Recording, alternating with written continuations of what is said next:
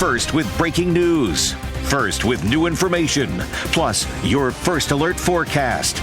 19 News starts now. Terrifying situation plays out on a busy local highway. Police still looking for the person who opened fire. Thanks for joining us at 4, streaming on 19 News Plus. I'm Brian Duffy. And I'm Nicole Versansky. That inside that vehicle that was shot at was a man and an 8-year-old girl. First at 4, Brittany Weir joins us live with the latest now on this investigation. Yes, it was a scary scene for everyone who was on I-71 last night. Now Cleveland police have spent the past 24 hours looking for the person who shot up at that car while a little girl, like you said, was in the back seat. Now everyone is asking the question, why would something like this happen? Shots fired just after 8:30 Wednesday night on I-71 southbound. Dispatchers began fielding calls about drivers hearing gunshots between the Pearl and Fulton Road exits. The original caller said they heard several gunshots go off, then seen a vehicle hit the median. More calls started coming in, and witnesses described the terrifying scene. Got another caller said it's actually a Jeep Grand Cherokee riddled with bullet holes. Occupants got out, ran, and got into another vehicle and left. Then a detail that made the shooting even more alarming. The second caller advised that there were children in the vehicle. Police say someone in another car opened fire on the Jeep as both cars were exiting the highway. An 8-year-old girl was shot in the leg, and a 33-year-old man was hit on the arm. There's a possible graze from a bullet in his right arm. Somebody's on scene that saying a little girl possibly shot appeared to be 8 to 9 years old. Someone drove them to Metro Health Hospital. Both are expected to recover. Detectives from Cleveland's 2nd District are investigating, and so far no arrests have been made. And we don't know why this Jeep was targeted in the first place. And police are not releasing any suspect information at this time. We have reached out to them, and they said they are actively working on bringing us an update. Once we hear back from them, we will bring it to you. In Cleveland, Brittany Weir, 19 News.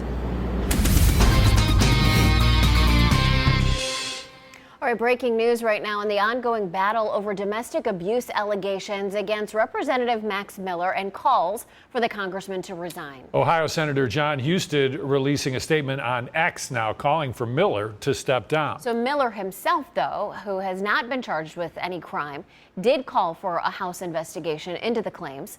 And this comes just days after U.S. Senator Bernie Moreno, who is the father of Miller's ex-wife, so his father-in-law, former father-in-law, called for him to resign as well. Yes, and we have reached out to Miller's campaign for a statement. We have not yet heard back.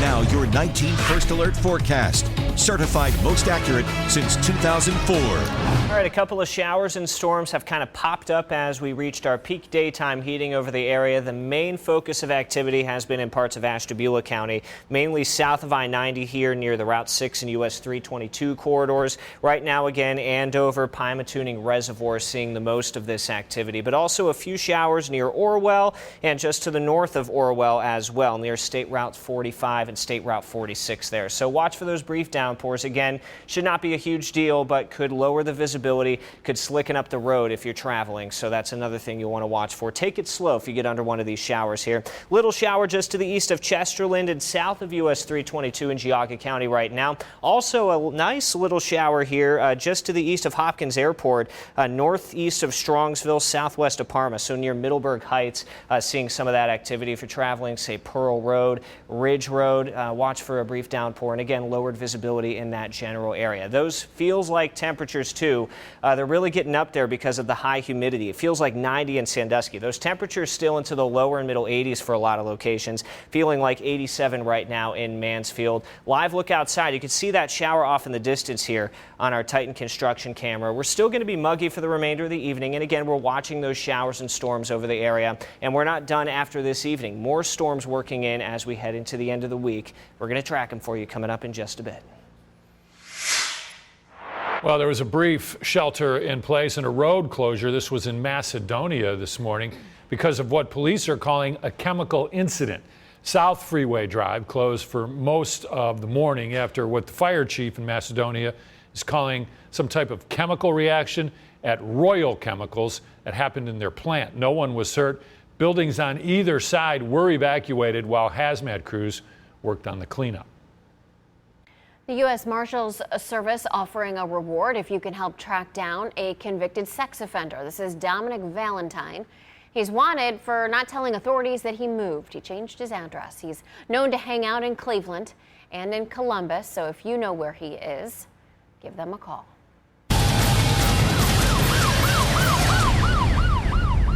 Speaking of wanted fugitives, innocent until proven guilty, but they are on the run because they are facing serious charges. And they are. Cuyahoga's most wanted. Dan DeRose is back now with the second of our day's 3 fugitives. We seem to get this a lot. Fugitives that have religious tattoos. We've seen it quite a bit, and we see it again in the case of Anthony Knox. He has a cross tattooed right there above his, between his eyebrows. Apparently, he missed the passage in the Bible that says, "Thou shalt not pull a knife on a 74-year-old woman."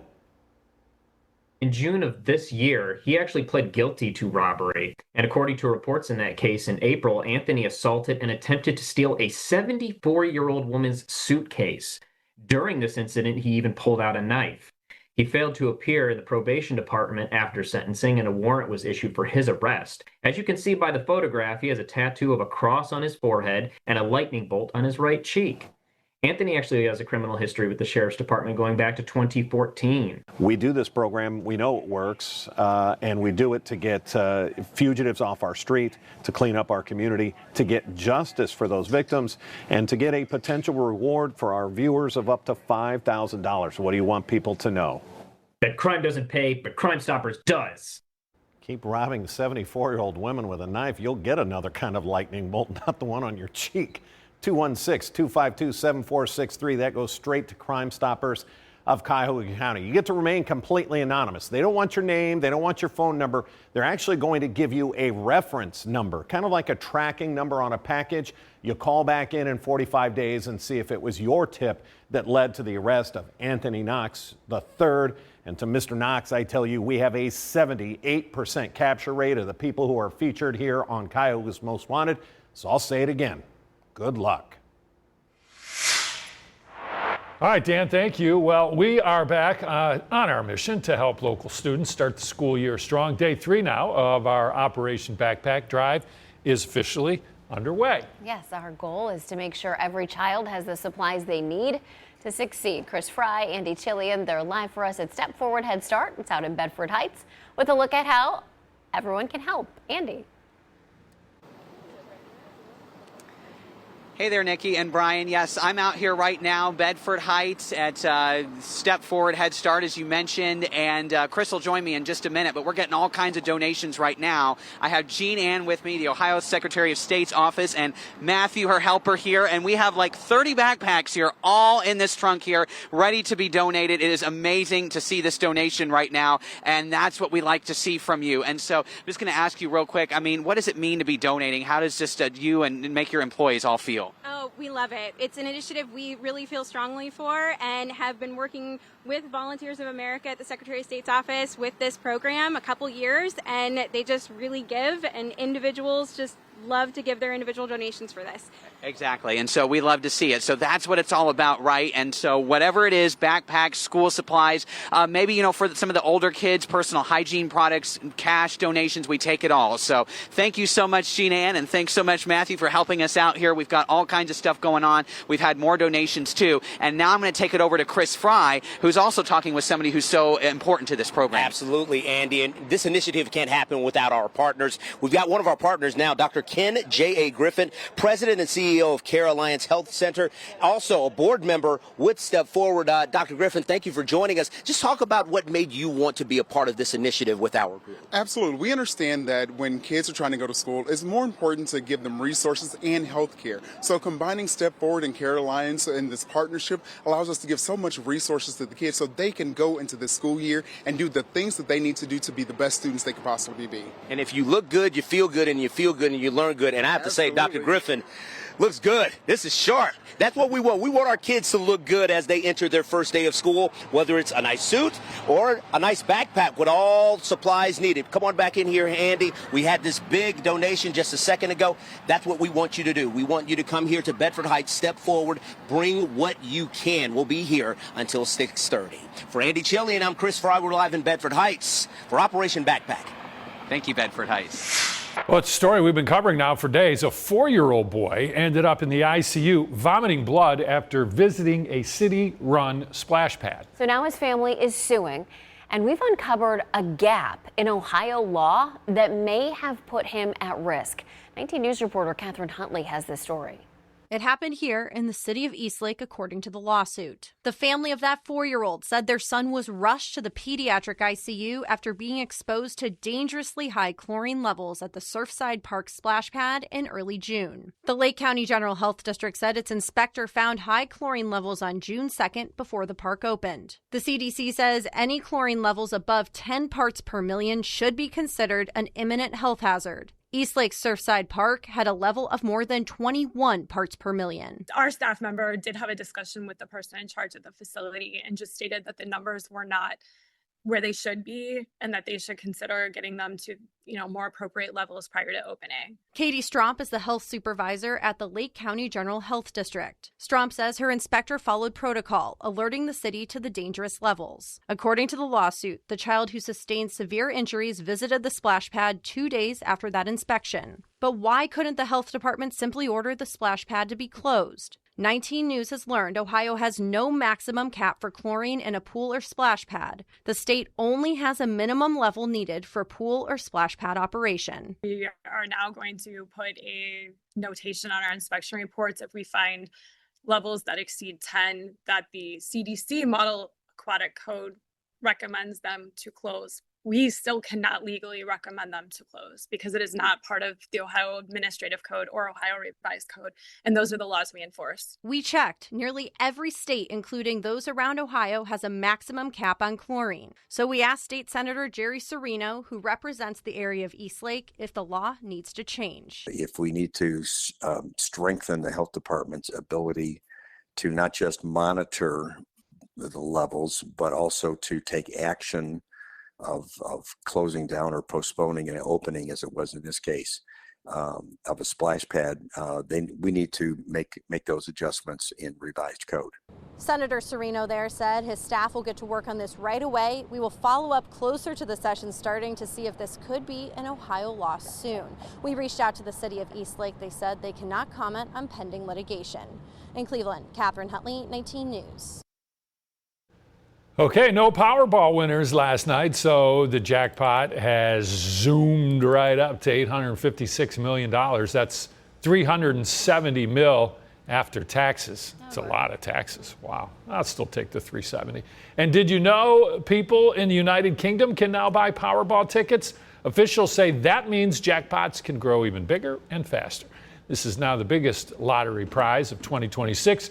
So far, the next drawing now, set for Saturday at 11 p.m. We'll have the winning numbers on 19 News at 11. Time now for our top 4 stories. At 4, the Senate Homeland Security Committee voting to hold Dr. Anthony Fauci in contempt of Congress for invoking his Fifth Amendment rights in response to every single question during his testimony on Capitol Hill. So the nation's former top infectious disease official invoked his Fifth Amendment right against self-incrimination more than 100 times when he appeared before the panel, which is chaired by Kentucky Senator Rand Paul. Fauci cited what he calls Paul's, quote, unhinged obsession with him and desire to put him behind bars as for reasons for not cooperating. Well, the Trump administration is proposing sweeping changes to Head Start. That's the program providing early education and health services to low-income children.